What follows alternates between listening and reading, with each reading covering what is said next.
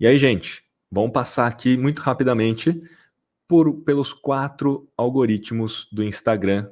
E esses 4 algoritmos do Instagram vão dizer muita coisa para vocês. O que acontece? A gente tem 4 algoritmos: Reels, Feed, Stories, tem 2 algoritmos aqui, e o Explorar, o quarto. O que vocês precisam entender? Que existem 4 macro componentes que eles olham para ranquear se o seu conteúdo vai aparecer em primeiro ou não, ou se vai aparecer ou não, inclusive, no feed, ou lá no Reels, ou se vai aparecer no Stories de alguém, tá? E esses 4 componentes, eles vão variando de acordo com o peso. Então veja que no caso do Reels, em primeiro lugar, eles vão olhar a atividade do usuário.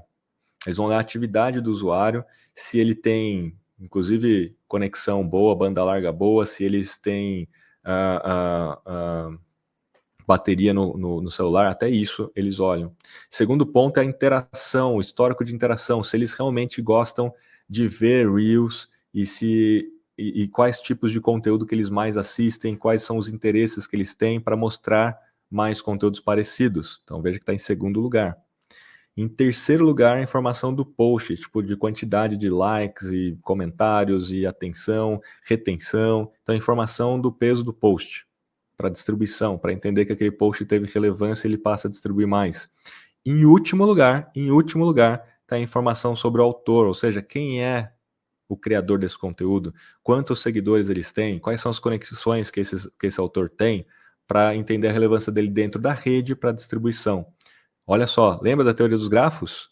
Que depende do autor? O Reels ele foi pensado para ser análogo ao TikTok, por isso que está em último lugar. Mas eles não conseguem se desvencilhar da teoria dos grafos, por isso que a informação do autor ainda está aqui, mas ela está em último, ela tem um peso menor na distribuição do Reels. E eu já vou mostrar o contraponto, que olha só, no caso do feed e do Stories, a informação sobre o autor está em segundo lugar. E veja então que o que é o conteúdo em si, ele está em terceiro, que é o conteúdo em si, está em terceiro.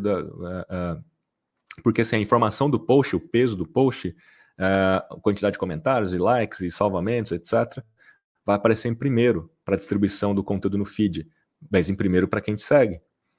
Por isso que a informação do autor está em segundo lugar, porque depende da teoria dos grafos. Ele vai distribuir primeiro para quem te segue, para a mostra estatística dos recém-seguidores. Por isso que muitas vezes nem precisa ser tão bom assim o conteúdo, e mesmo assim você vai ter um alcance ali, um certo X de alcance.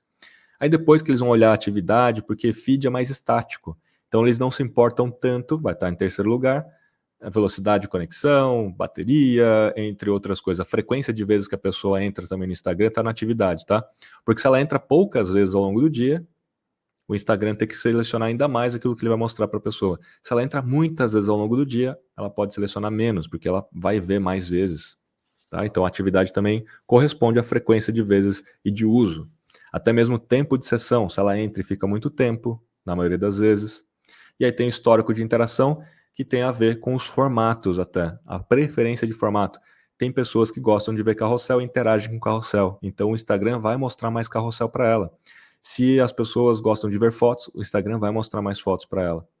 E por isso que é tão importante você entender que se você só fizer Reels, você só vai atrair seguidores que gostam de Reels. E quando você fizer um carrossel ou um estático, esse carrossel estático tende a ter engajamento baixo e alcance baixo. Porque os seus seguidores não te seguiram em função desses formatos. Porque eles, no histórico de interação deles, eles não interagem muito com esses formatos. E essa é uma das grandes da problemática de quem não entende essa lógica. E aí a gente tem que entender o Stories. O Stories, ele foi pensado para entregar o seu conteúdo para quem é mais próximo ao seu conteúdo, para quem interage mais com você, para quem tem mais afinidade, principalmente nos últimos 7 dias.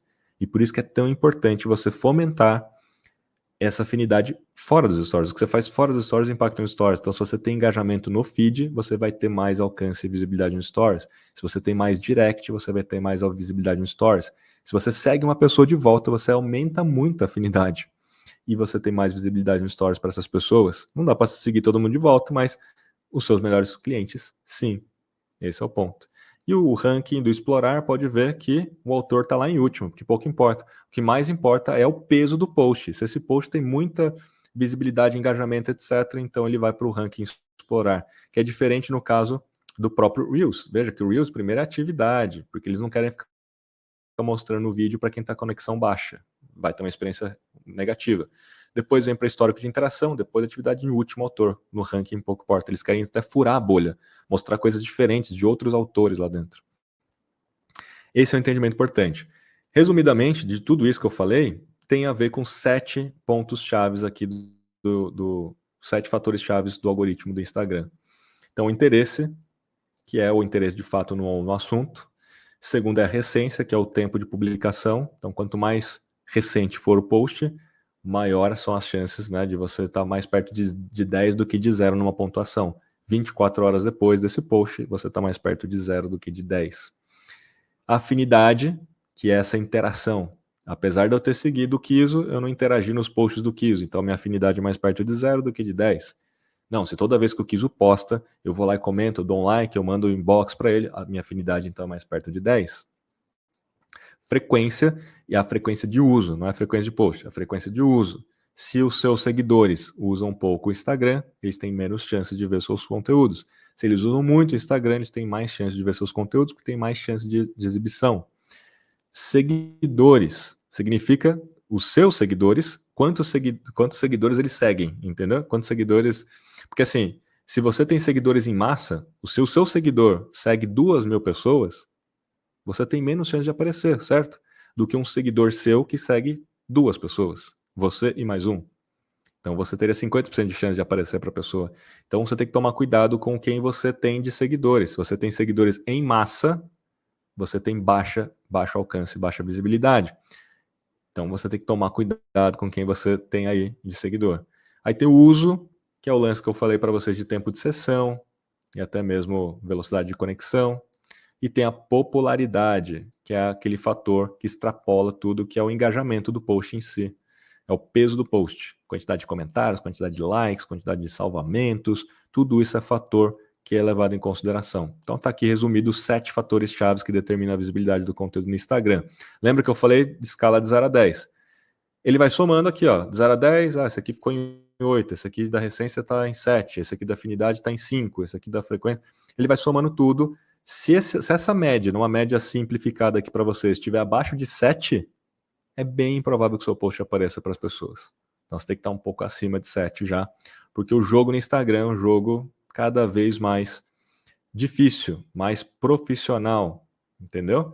Então você tem que ter esse equilíbrio entre relevância e popularidade, que é muito mais o caso do YouTube, porque a relevância significa que o algoritmo vai entregar você em função do seu conteúdo, em função da visibilidade que tem o seu conteúdo. E já a popularidade tem a ver com a história das métricas em potencial de engajamento, com visualizações, compartilhamentos, e não só o conteúdo. Então, na relevância, você vai se preocupar com legenda, vai se preocupar com indexação, vai se preocupar com hashtags, vai se preocupar em controlar de fato aquilo que corresponde aos fatores de relevância. Isso principalmente para o YouTube, tá? Mas eu conectei ele aqui à popularidade porque tem a mesma condição, basicamente a mesma condição. Você tem que entender que você tem que se preocupar com legenda, você tem que se preocupar com as tags, você tem que se preocupar com aquilo que tem na imagem, mas acima de tudo você também tem que fazer com que as pessoas comentem, curtam, né? E você também tem que comentar de volta para aumentar a popularidade. Aumentando a popularidade, você aumenta as chances de aparecer nos recomendados. Muito bem, gente. Aqui eu deixei uns parâmetros para vocês de stories, só para vocês consultarem, porque dentro da lógica dos stories, lembrando que a retenção é muito importante, eu deixei aqui para vocês, só para parâmetro mesmo, para vocês consultarem, que atualmente 3 a 4 stories em sequência tem sido o limite antes das pessoas pularem os seus stories, e por isso que você precisa se preocupar com retenção. E aí retenção dentro do Reels também. 60% a 70% de visualização do seu vídeo é um bom desempenho de retenção para que o algoritmo distribua mais. Aqui eu deixei parâmetros de alcance de stories, eu deixei parâmetro de retenção de stories, que nesse caso aqui os benchmarks estão em 80% em média. E aí, na mentoria, eu vou explicar como é que a gente cria narrativas curtas, com fotos, vídeos e textos, para aumentar essa retenção, justamente usando técnicas de storytelling, para a gente poder ter mais resultados. Legal?